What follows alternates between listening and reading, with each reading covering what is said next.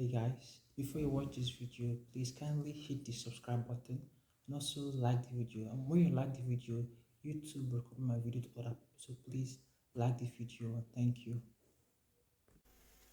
So for today's video, we're talking about operators. Talking about equality operators, relational operators, and assigning operators. So we also talk about expressions and statements.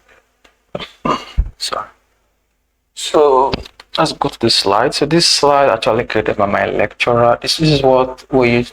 This slide we use to teach us in class. I basically just use here in this video. I think was my CA lecturer, I think Dr. Bull, yes, created the slide. So equality operators are basically equal to sign and not equal to signs. So I'll go over this equality operators and relational operators more when we're talking about conditionals, but they are more applicable, they are actually applicable in conditionals. So we'll just leave them for them, just know them. When we're doing conditionals, are going to work with them, just know them. So let's go to the other one. So we have our assigning operator. Assigning operator basically is to, from the name, they assign things, give a variable value. We have equal to sign operator. If I say a equals to 5, it means a is 5. So let's write some code on it. We have done something like this before in an integer video. Let's begin our serial monitor. Now if I do int a equals to 5, now that equal to there is an assignment operator that's assigned a the value of 5. So if we move as I was going to code over precedence order, we can go back to it. I want to show you something. Precedence order, as you can see, is always left to right, left to right, left to right. So we'll come back to our code. The precedence order is coming from A.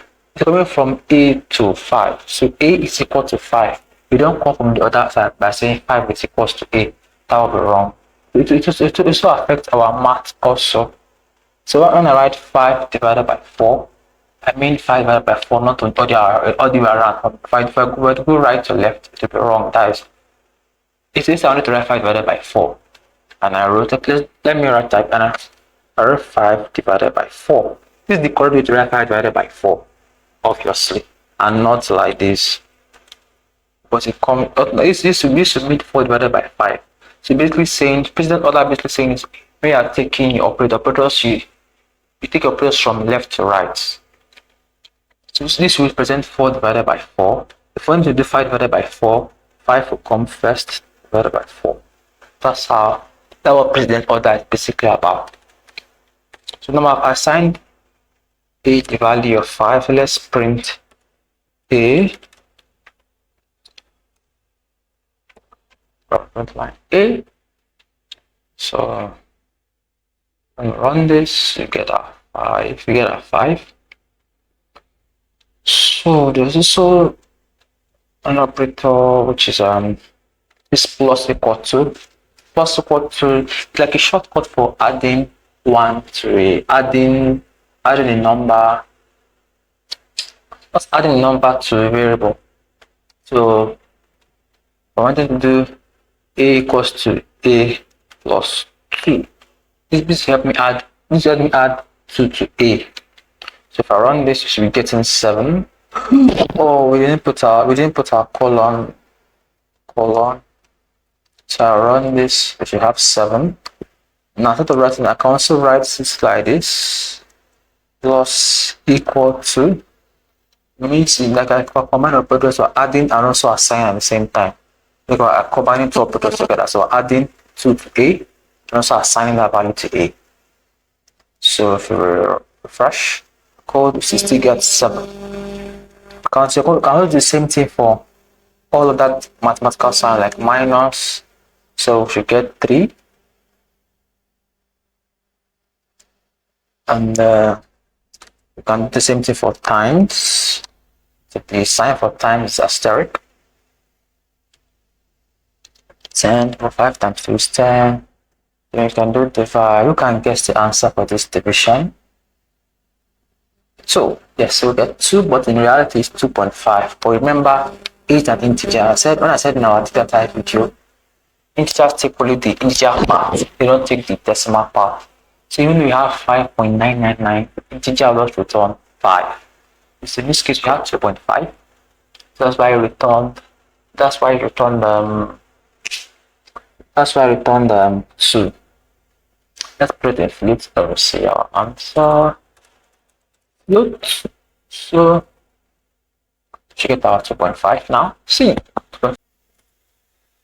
So that's all for our assignment operators. So other type of operator we have is our logical operators. So the logical operators we have the and the logical or and logical not. So this also talk about this when doing our conditionals. The other type of operator we have our bitwise operators, but for this feature I won't be talking about them. That operator that help us shift to left to shift to right. I won't talk about them in this video. I'm trying to make everything simple, but we can also do research on them, watch 2 videos on them. You can do research on bitwise operators, which are really cool if you know them. Really useful to you, but when last time when I didn't know, you might not really know the thing on like the beginning to go into like C and C++ like deep a bit, then you might have to use that. But starting as a beginner, you might not have to use bitwise operators. Remember when I was learning Arduino, bitwise operators, I saw it in other people's code. I didn't know what is it until later. I said, oh, that's what it is. But really, I've not really used it any code lately. I don't think I remember what I've used. I might have used, but I can't remember. Okay, so that's all for our operators. Expression and statement. Expressions. I've probably written an expression already, but people I don't know. So an expression is basically saying a plus a is an expression. A is equal to 5 plus 5. So this 5 plus 5 on its own is an expression, and at the equal to sign will come to a statement. That's basically it. Hope you didn't forget to hit the subscribe button and the like button. Please hit the like button so that YouTube will recommend my videos to other people. So it works like this. When I have a lot of likes, then YouTube recommends my video to other people. And also when you hit the notification bell icon there, you will remind anytime I post a new video. So please remember to subscribe, hit the like button, also hit the notification bell. You can also share the videos to your friends who might be interested.